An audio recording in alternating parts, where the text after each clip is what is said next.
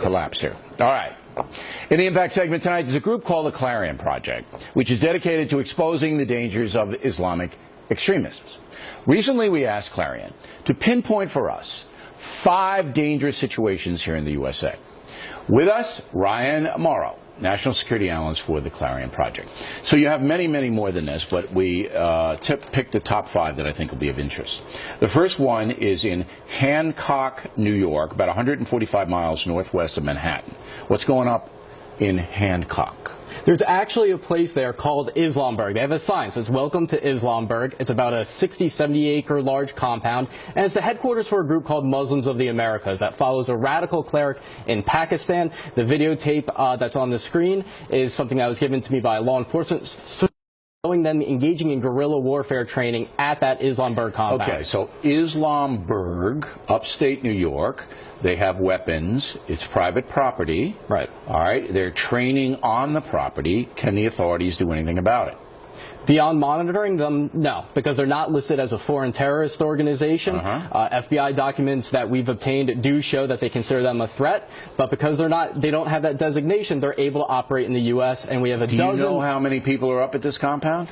That specific one, no, but the estimates of the number of members that this group has across the country, they say they have 22 of these places across the country, is somewhere around 3,000. Training ground. Wow. All right, now we have the Dar el Hara Islamic Center in Falls Church, Virginia. What's going on there? Right, a history of radical leadership over there. Anwar al-Awlaki used to be their imam before he went over and he joined Al-Qaeda. And there was even videotape that was taken of the current imam speaking recently in Virginia, where he specifically said that Muslims should be first in line to get the arms for jihad.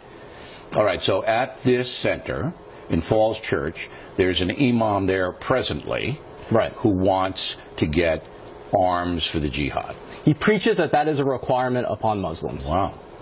All right, the third one is one I mentioned last night in Brooklyn, New York, with John Stossel. It's the Masjid at-Taqwa Mosque. What's going on here?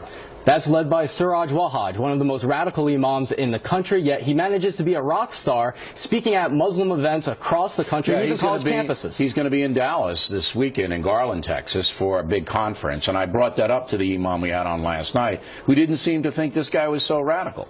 He didn't address that. He was addressing the issue of whether he's been prosecuted, which is a whole nother thing. If you look at what he's been preaching, it's sheer anti-Americanism, turning America into a caliphate, and his mosque was even suing the NYPD because they were conducting surveillance on it. That's right, that de Blasio pulled off. So this is a bad hombre, as I said to Sasa last night. Then there's another one in New York City. This is in Jamaica, Queens, the Islamic Circle of North America. What's this all about? This is a major organization with origins in Pakistan with an Islamist group over there. Polls show that only about 2% of Muslim Americans say that this group represents them, but they're one of the most well-organized there. One of the leaders was actually indicted on war crimes in Bangladesh, and we have a copy of one of their teaching guides that tells Muslims to engage in deception in order to advance the jihadist cause and to implement Sharia governance. All right, then this comes out of Queens, right? Out of this mosque. That's the headquarters. That's the headquarters. All right, and finally, and this is the most controversial one, you have CARE, the Council on American-Islamic Relations, and they've been on this program. They do a lot of media. And what are you saying, that they're a dangerous group? Yes, they are basically a political influence operation of the Muslim Brotherhood, according to the Justice Department, not according to me. They specifically listed CARE as an entity of the U.S. Muslim Brotherhood, specifically its Palestine Committee that was secretly set up to advance the Hamas agenda. And the FBI wiretapped their leaders in 1993, talking about setting up CARE so they could influence the media in their direction. Well, and that's what they do. They come out and they say, look, we're moderates and we just want to give you our point of view. But you say that they're directly tied into terrorist groups? Into the Muslim Brotherhood, yes. Which is a terrorist group. Right, and Hamas is the Palestinian wing of the Muslim Brotherhood. Okay.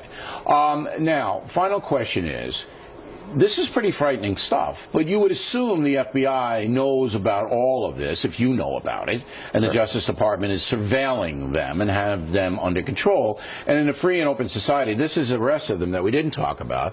This is the map that all of these have radical Muslim mosques or operations in all of those towns. And it's amazing. Look at them. Sacramento, outside of L.A., Pittsburgh, Chicago, on and on.